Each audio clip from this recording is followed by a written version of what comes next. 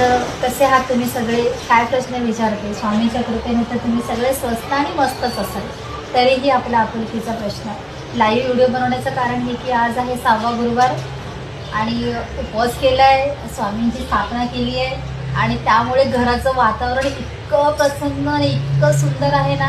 आणि खरं सांगू, आजच्या दिवशी आहे ना, घराच्या बाहेर सुद्धा जावं असं वाटत नाही, इतकी प्रसन्नता असते घरामध्ये. असं वाटते ना की असं तर स्वामी नेहमी बरोबरच असतात, पण आज असं वाटतं की स्वामींचा वास जास्त घरामध्ये आहे. खूप प्रसन्न वाटतं, खूप छान वाटतं.